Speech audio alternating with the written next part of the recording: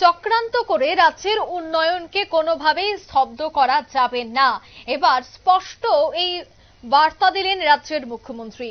বন্ধে স্বাভাবিক জীবনযাত্রা স্বাভাবিক থাকবে, কোনো ধরনের কোনো পরিবর্তন হবে না। প্রচারের লক্ষ্যে এই ধরনের কর্মসূচি মুখ্যমন্ত্রী ঠিক এই কথাই বলেন এবং বন্ধের তীব্র বিরোধিতা করেন। জানা গেছে রঞ্জিত দেববর্মার ডাকা যে বন্ধ, সেই বন্ধ সমর্থন হবে না, এই বন্ধ কোনোভাবেই কার্যকর হবে না। জীবনযাত্রা একেবারে স্বাভাবিক থাকবে, এই বন্ধের কোনো প্রভাব রাজ্যে পড়বে না।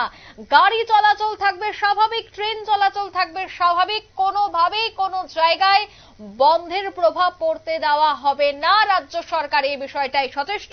সে কথা কিন্তু আগেই রাজ্য সরকারের পক্ষ থেকে বিজ্ঞপ্তি দিয়ে জারি করা হয়েছিল। আজ আবারও এই বিষয়টা সংক্রান্ত একটি বিজ্ঞপ্তি দেওয়া হয়েছে। তবে রাজ্যের মুখ্যমন্ত্রীও কিন্তু স্পষ্ট করে দিয়েছে যে চক্রান্ত করে রাজ্যের উন্নয়নকে কোনোভাবেই স্তব্ধ করা যাবে না, এই বন্ধ কোনোভাবেই রাজ্যে পালন করা হবে না।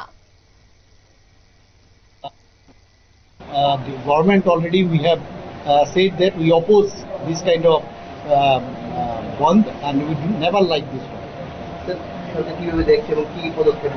না না, এটা তো যেটা একটা এনজিও থেকে করেছে, কে করেছে তার পেছনে কে সব জানে, কিন্তু এইভাবে করে তো স্তব্ধ করা যাবে না, উন্নয়নকে স্তব্ধ করা যাবে না, এতটুকু আমি বলতে পারি। তো এইভাবে করে এটা মানে মিডিয়ার একটা অ্যাট্রাকশন নেওয়ার কাজ আর কিছু না। এটা মানে এমন একটা পরিস্থিতি করি যাতে করে এটা একটা মানে সমস্ত ভারতবর্ষের মধ্যে একটা নিউজ যাক যে এখানে এই হচ্ছে সেই হচ্ছে, কিন্তু everybody news what is what. না না, এই তো আমাদের নর্মাল যা সিস্টেম আছে, আমাদের সরকার নিশ্চয়ই সেগুলো আমাদের দেখবে এবং এনজিও, অনেক এনজিও এর বিরোধিতাও করছে, আমি দেখলাম শুনলাম। ভারতীয় জনতা পার্টি দেখা যাচ্ছে।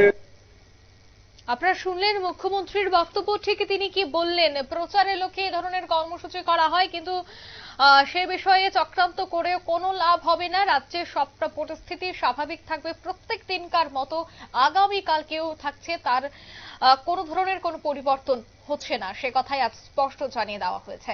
নিয়ে নিচ্ছি ছোট্ট একটি বিজ্ঞাপন বিরতি, সঙ্গে থাকুন।